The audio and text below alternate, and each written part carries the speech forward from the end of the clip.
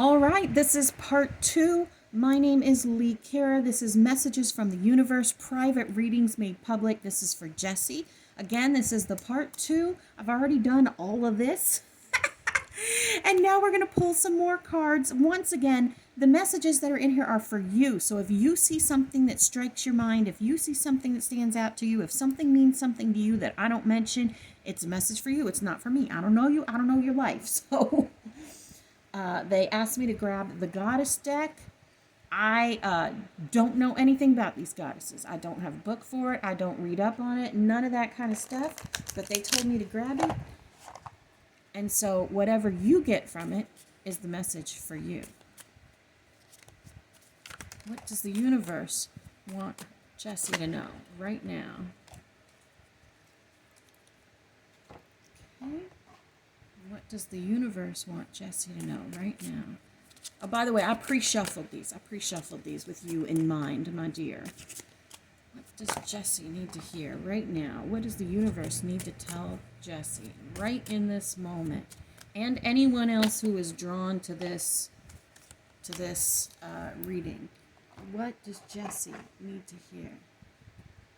I'm actually hearing I should grab another deck. I keep hearing The Office. I keep hearing the theme for the TV show The Office in my head. And I have one of my decks that I call the Office deck because it looks like the people who posed for the pictures like worked around the office of the place that made the tarot cards. So I'm going to grab those in a minute. I didn't plan on it. All right, what message does Jesyee need to hear right in this minute?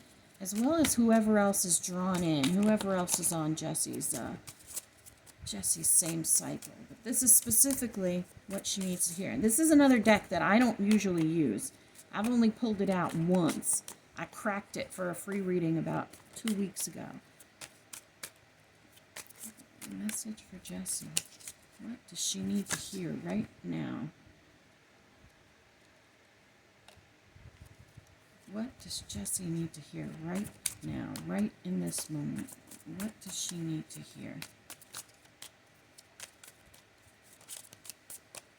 What does she need to hear?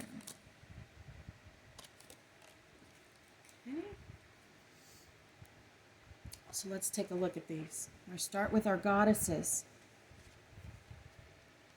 We have wise leadership.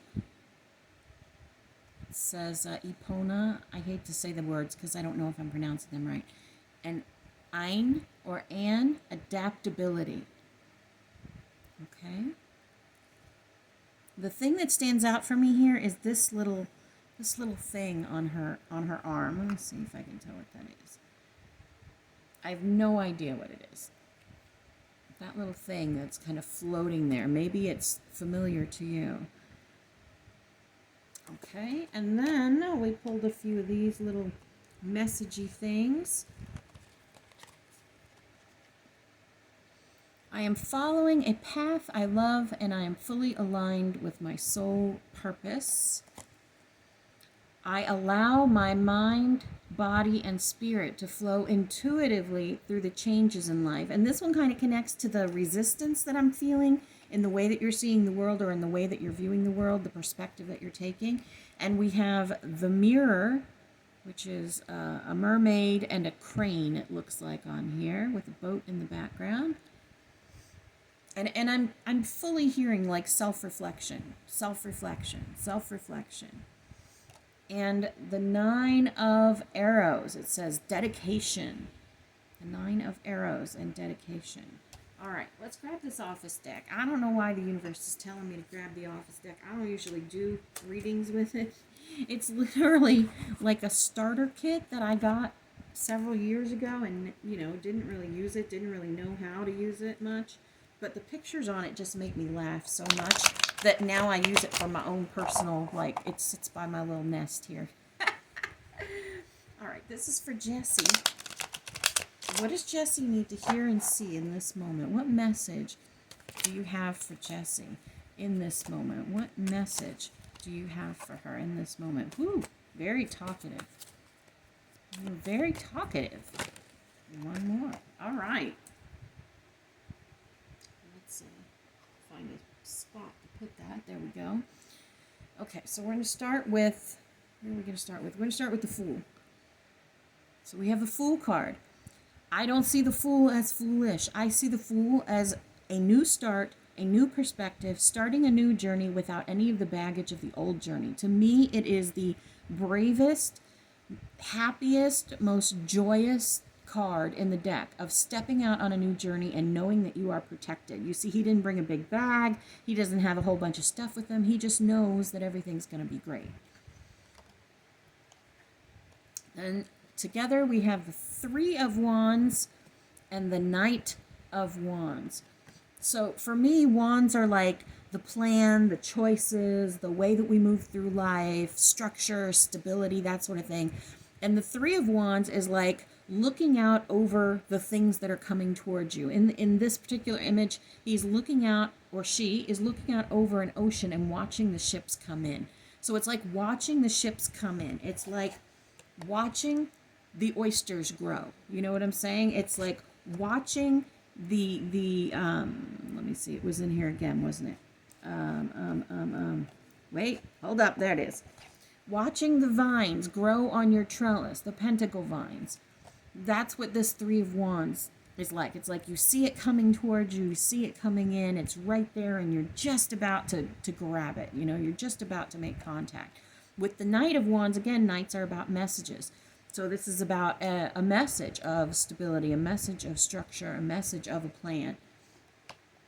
And we have the Death card, which to me, death is usually rebirth, a death of a situation and new beginnings, which ties right in to our blank rune, right? Blank is the beginning, blank is the end. And when it's pulled out with the Fool of the same card deck, it very clearly says to me, this death is about beginnings. Now, beginnings often come with endings, but in this particular case, it's talking more about the beginning, which to me talks about a shift in perspective, a shift in the way that you see things, a shift in the disillusionment that you're seeing in the world and that you're seeing in your receiving. And the King of Wands. You got a lot of kings in this reading here. And the King of Wands, maybe you didn't have a lot of kings. Why does it feel like king energy? Interesting. Very interesting.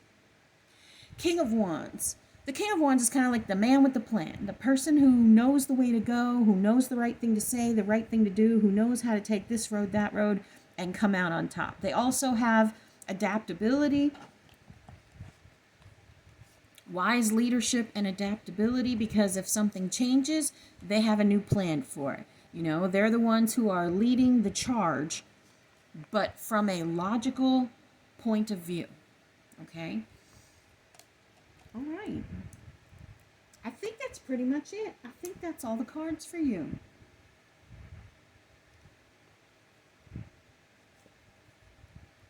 Page of Cups.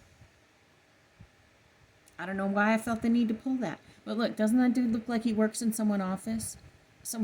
That's like Dave from accounting. Dave from accounting. Stand there and smile and pretend you're holding a cup full of love. So this is a card of good news. It's a card of an offer of love, an offer of friendship, an offer of something. And I really think that what it's saying is that your resistance needs to drop away. And that that miser energy, where was that? Four of oysters.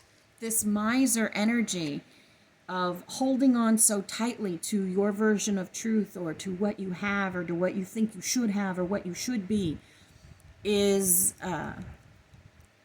needs a new start, needs a new beginning, needs a new, you need to start over in that space. There it is. You need to start over in that space. All right.